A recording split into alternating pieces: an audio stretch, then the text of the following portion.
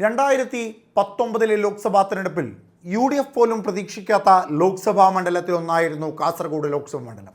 അതായത് ഇടതിൻ്റെ ഏറ്റവും കരുത്താർന്ന ലോക്സഭാ മണ്ഡലത്തിൽ, ഇടതുപക്ഷം പോലും നിഷ്പ്രയാസം വിജയിക്കുമെന്ന് കരുതിയിരുന്ന ലോക്സഭാ മണ്ഡലത്തിൽ രാജ്മോഹൻ ഉണ്ണിത്താൻ നിഷ്പ്രയാസം വിജയിച്ചുവെന്ന കാഴ്ചയായിരുന്നു 2019 ഉണ്ടായത്. 2019 അന്നത്തെ രാഷ്ട്രീയ സാഹചര്യത്തിൻ്റെ പുറത്ത് ശബരിമല വിഷയവും രാഹുൽ ഗാന്ധിയുടെ സ്ഥാനാർത്ഥിത്വവും അടക്കമുള്ള വിഷയങ്ങളുടെ പുറത്ത് ന്യൂനപക്ഷ വോട്ടുകളുടെ ഏകീകരണം കൊണ്ടും മറ്റു പല രാഷ്ട്രീയ സാഹചര്യം കൊണ്ടുമാണ് രാജ്മോഹൻ ഉണ്ണിത്താന് 2019 വിജയിക്കുവാൻ സാധിച്ചതെന്നും അത് ഒറ്റത്തവണ വിജയത്തിന് പറ്റിയ മണ്ണാണെന്നും ഇനി അവിടെ കോൺഗ്രസ് വിജയിക്കില്ല എന്നും അല്ലെങ്കിൽ UDF വിജയിക്കില്ല എന്നുമാണ് ഇടതുപക്ഷ പാളയങ്ങൾ പറഞ്ഞിരുന്നത്. എന്നാൽ 2024 ലോക്സഭാ തെരഞ്ഞെടുപ്പിലും താൻ തന്നെ വിജയിക്കുമെന്ന ആത്മവിശ്വാസത്തോടു കൂടി തന്നെയാണ് രാജ്മോഹൻ ഉണ്ണിത്താൻ കളത്തിൽ ഇറങ്ങിയിട്ടുള്ളത്. 2024 ലോക്സഭാ തെരഞ്ഞെടുപ്പിൽ 19 ലോക്സഭാ മണ്ഡലങ്ങളിലും വിജയിച്ച സ്ഥാനാർത്ഥികളെ തന്നെ മത്സരിപ്പിക്കുവാൻ UDF തീരുമാനിച്ചപ്പോൾ കാസർഗോഡ് അടക്കമുള്ള ചില ലോക്സഭാ മണ്ഡലങ്ങളിൽ നിലവിലത്തെ MPമാർ മാറി മറ്റുള്ളവർ മത്സരിക്കണമെന്ന ആവശ്യമായിരുന്നു കനകോലുവിൻ്റെ റിപ്പോർട്ടിൽ അന്ന് ഉണ്ടായിരുന്നത്. അന്നും രാജ്മോഹൻ ഉണ്ണിത്താൻ പറഞ്ഞത് താൻ വിശ്വസിക്കുന്നത് ഇവിടുത്തെ ജനങ്ങളിലാണ്. തന്നെ 2019 വിജയിപ്പിച്ച ജനങ്ങൾക്ക് അനുകൂലമായ രീതിയിലുള്ള എല്ലാം താൻ ഇവിടെ ചെയ്തിട്ടുണ്ട്. വികസന പ്രവർത്തനങ്ങൾ, ക്ഷേമ പ്രവർത്തനങ്ങൾ ഇതെല്ലാം കാസർഗോഡിന് വേണ്ടി ചെയ്ത തന്നെ 2024 ഇരുകൈയും നീട്ടി സ്വീകരിക്കുവാൻ കാസർഗോഡിലെ ജനത ഒന്നടങ്കം തന്നെ തീരുമാനമെടുക്കുമെന്ന് ആത്മവിശ്വാസം വന്ന് രാജ്മോഹൻ ഉണ്ണിത്താൻ ഉണ്ടായിരുന്നു. പക്ഷേ നിലവിലത്തെ സാഹചര്യത്തിൽ രാജ്മോഹൻ ഉണ്ണിത്താന് എതിരായ ഒരു തരംഗം കാസർഗോഡുണ്ട്, അല്ലെങ്കിൽ അത് പാർട്ടിക്കുള്ളിൽ നിന്ന് തന്നെ ഉണ്ട്. പാർട്ടിക്കുള്ളിൽ വലിയ പടലപ്പിണക്കമാണ് നിലവിൽ ഉണ്ടായിട്ടുള്ളത്. ബാലകൃഷ്ണൻ പെരിയ എന്ന KPCCയുടെ ഭാരവാഹി ഇപ്പോൾ നിലവിൽ രാജ്മോഹൻ ഉണ്ണിത്താന് എതിരായൊരു പോസ്റ്റ് ഫേസ്ബുക്കിൽ കുറിച്ചിരിക്കുകയാണ്. രാജ്മോഹൻ ഉണ്ണിത്താനായിരുന്നു ആദ്യം ബാലകൃഷ്ണൻ പെരിയയ്ക്കെതിരായ ഒരു ഫേസ്ബുക്ക് പോസ്റ്റ് ആദ്യം കുറിച്ചത്.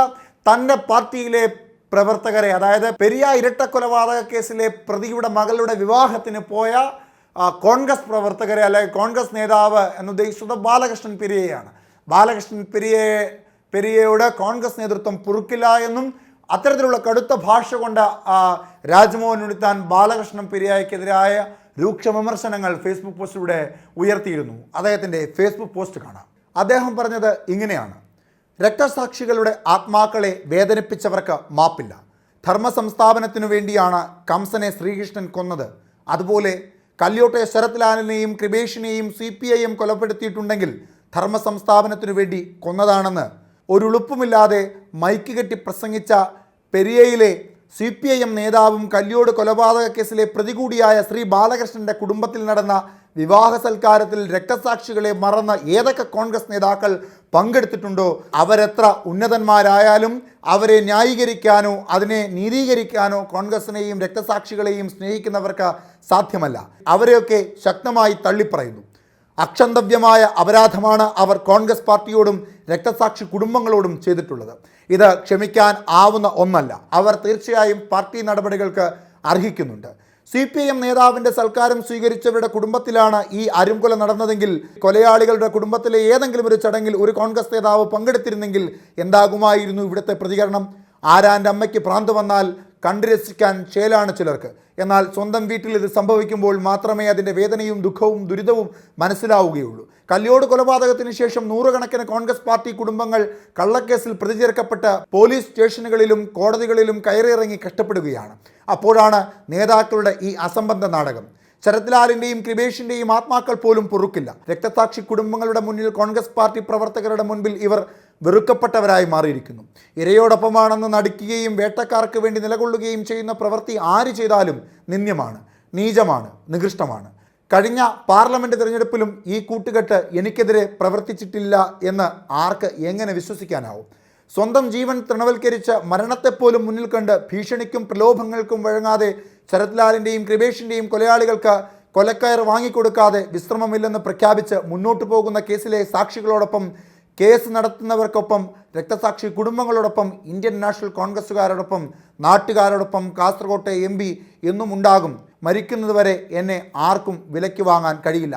ഇങ്ങനെ നീളുകയാണ് അദ്ദേഹത്തിൻ്റെ ഫേസ്ബുക്ക് പോസ്റ്റ്. ഇതിൽ അദ്ദേഹം രൂക്ഷമായ രീതിയിൽ കോൺഗ്രസ് നേതാക്കന്മാർക്കെതിരെ, പ്രത്യേകിച്ച് ബാലകൃഷ്ണൻ പെരിയ എന്ന KPCC ഭാരവാഹിക്കെതിരെ രൂക്ഷമായ വിമർശനങ്ങൾ ഉയർത്തിയിരുന്നു. 2019 ലോക്സഭാ തെരഞ്ഞെടുപ്പിൽ തനിക്കെതിരെ ഇവരെല്ലാവരും പ്രവർത്തിച്ചിരുന്നു എന്ന കരുതേണ്ട സാഹചര്യമാണ് നിലവിലുള്ളത് എന്ന തരത്തിലേക്കായിരുന്നു അദ്ദേഹത്തിൻ്റെ ഫേസ്ബുക്ക് പോസ്റ്റ്. എന്നാൽ ഇതിനെതിരെയാണ് ബാലകൃഷ്ണൻ പെരിയ എന്ന KPCC ഭാരവാഹി ഇപ്പോൾ എത്തിയിരിക്കുന്നത്. അദ്ദേഹം പറയുന്നത് കോൺഗ്രസ് വിട്ട് CPM-ലെത്തിയ പാദൂർ ഷാനവാസിൻ്റെ വീട്ടിലെത്തി തന്നെ പരാജയപ്പെടുത്തുവാൻ വേണ്ടി, അതായത് ബാലകൃഷ്ണൻ പെരിയയെ പരാജയപ്പെടുത്തുവാൻ വേണ്ടി രാജ്മോഹൻ ഉണ്ണിത്താൻ സംഭാഷണം നടത്തിയെന്നും അന്ന് അദ്ദേഹം പരാജയപ്പെട്ടതിൻ്റെ ഏറ്റവും പ്രധാനപ്പെട്ട കാരണം രാജ്മോഹൻ ഉണ്ണിത്താൻ ആയിരുന്നു എന്നാണ് അദ്ദേഹം പറയുന്നത്. അതുകൊണ്ട് രാജ്മോഹൻ ഉണ്ണിത്താന് വേണ്ടി താൻ പാർട്ടി വിടുന്നുവെന്നും ഒപ്പം രാജ്മോഹൻ ഉണ്ണിത്താനെതിരായി ബാലകൃഷ്ണൻ പെരിയ ഉയർത്തിയ ഏറ്റവും പ്രധാനപ്പെട്ട ഒരു ആരോപണം ശരത്ലാലിൻ്റെയും കൃപേഷിൻ്റെയും കൊലപാതകത്തിലെ ഏറ്റവും പ്രധാനപ്പെട്ട, അതായത് 13ാമത്തെ പ്രതിയായ മണികണ്ഠനുമായി ചർച്ച നടത്തുന്ന ഒരു ചിത്രം പുറത്തുവിട്ടുകൊണ്ടാണ് അദ്ദേഹം ഫേസ്ബുക്ക് പോസ്റ്റ് കുറിച്ചിരിക്കുന്നത്. നിലവിൽ അദ്ദേഹം തൻ്റെ ഫേസ്ബുക്ക് പോസ്റ്റ് പിൻവലിച്ചു. അദ്ദേഹം ഫേസ്ബുക്ക് പോസ്റ്റിൽ പറയുന്നത് ഇങ്ങനെയാണ്: ഇത് രാജ്മോഹൻ ഉണ്ണിത്താനും കല്യോട് കൊലപാതക കേസിലെ പ്രതി മണികണ്ഠനും രാത്രിയുടെ മറവിൽ നടത്തുന്ന സംഭാഷണമാണ്. കോൺഗ്രസിനെ തകർത്ത CPM-ലെത്തിയ പാദൂർ ഷാനവാസിൻ്റെ വീട്ടിലുൾപ്പെടെ എന്നെ പരാജയപ്പെടുത്താൻ നിരവധി തവണ പോയ വ്യക്തിയാണ് ഉണ്ണിത്താൻ. കോൺഗ്രസിൻ്റെ വോട്ടില്ലാതെ വിജയിക്കുമെന്ന് പ്രഖ്യാപിച്ചവൻ. ശരത്ലാൽ കൃപേഷ് കൊലപാതക കേസിൽ 1000 രൂപ പോലും ചെലവഴിക്കാതെ എന്നെപ്പോലെ രക്തസാക്ഷി കുടുംബങ്ങളായി മാറിയ സാധാരണക്കാരെ പുച്ഛിക്കാൻ ഹൈക്കമാൻഡിൻ്റെ പിന്തുണയുണ്ടെന്ന് അഹങ്കരിക്കുന്നവൻ. ഇങ്ങനെ നീളുകയാണ് അദ്ദേഹത്തിൻ്റെയും ഫേസ്ബുക്ക് പോസ്റ്റ്. അതിൽ പാർട്ടിക്ക് വേണ്ടി തൻ്റെ കുടുംബത്തിൽ നിന്ന് നിരവധി രക്തസാക്ഷികൾ ഉണ്ടായിരുന്നുവെന്നും ആ തന്നെയാണ് അദ്ദേഹം മറുത്തു പറഞ്ഞിരിക്കുന്നതെന്നുമാണ് ഫേസ്ബുക്ക് പോസ്റ്റിൽ വ്യക്തമാക്കുന്ന ഒരു കാര്യം. എന്തായാലും രാഷ്ട്രീയ കേരളത്തിൽ നിലവിൽ ചർച്ചയായിക്കൊണ്ടിരിക്കുന്ന ഏറ്റവും പ്രധാനപ്പെട്ട വിഷയങ്ങളിലൊന്ന് കാസർകോട്ടെ കോൺഗ്രസിനുള്ളിലെ ഭിന്നതയാണ്. KPCC സെക്രട്ടറിയും UDF സ്ഥാനാർത്ഥിയുമായ രാജ്മോഹൻ ഉണ്ണിത്താനും കൊമ്പുകോർക്കുന്ന ഈ ഫേസ്ബുക്ക് പോസ്റ്റ് ഇപ്പോൾ രാഷ്ട്രീയ ചർച്ചയായി മാറിയിരിക്കുകയാണ്. അതിൽ ബാലകൃഷ്ണൻ പെരിയ എന്ന KPCC ഭാരവാഹി ഫേസ്ബുക്ക് പോസ്റ്റ് പിൻവലിച്ചു.